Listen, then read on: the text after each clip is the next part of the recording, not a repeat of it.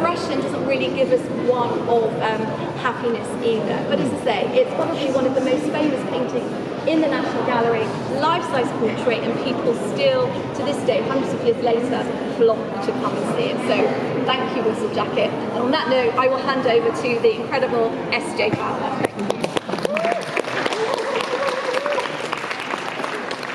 The group in the background making all the noise are actually a meet-up dating group. So if anyone here is single after the event, you can just drift away and join them and disturb other people's poetry. That would be ideal. Whistlejacket by George Stubbs. The most life-size a horse can be.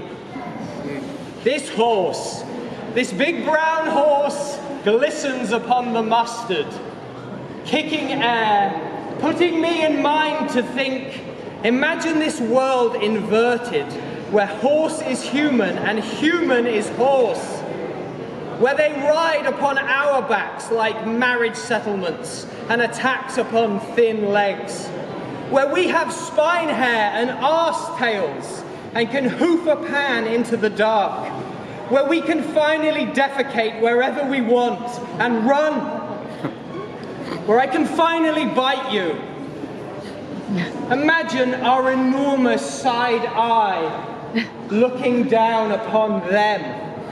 Imagine us as beasts of burden, carrying things on our back because our masters trained us so. Imagine us growing horns and wandering the forests. Different animal. But let us be realistic and witness Whistlejacket, the biggest brown horse of festival season, of equine ritual, the chestnut angry boy, neighing visual insistence, the arrogant cough syrup attacking his own painting, this Charlie Destria floating in beige, this slab of Sugar Lump McGee with body odor no painting can express. Let us be real. We would never swap animus to become horses like this. Not when there are donkeys and chimps and snakes roaming this earth. All hail Equifax, the lord of horses. And here he is, delicious and unnecessarily large. Thank you.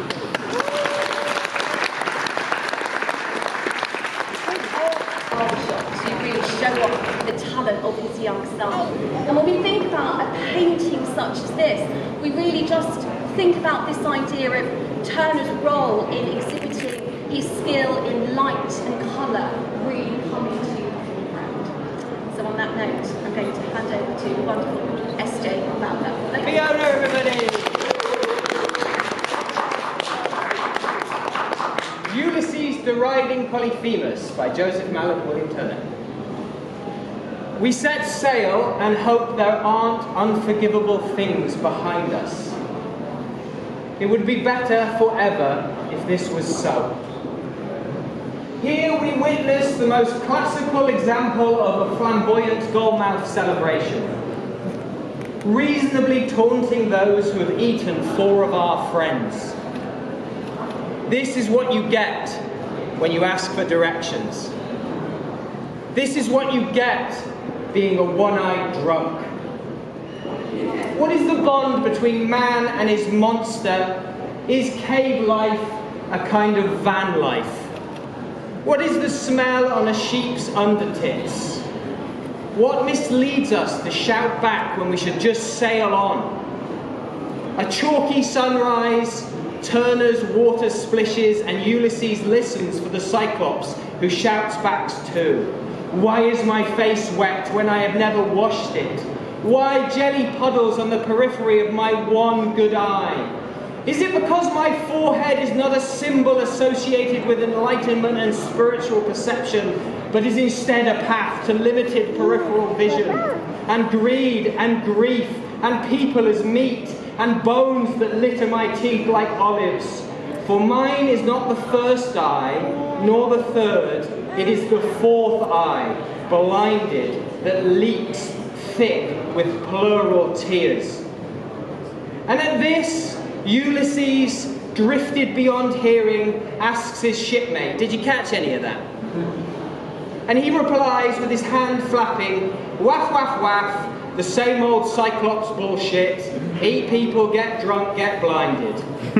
And Ulysses whispers as his boat makes Polyphemus tiny, "Save your breath, no eyes.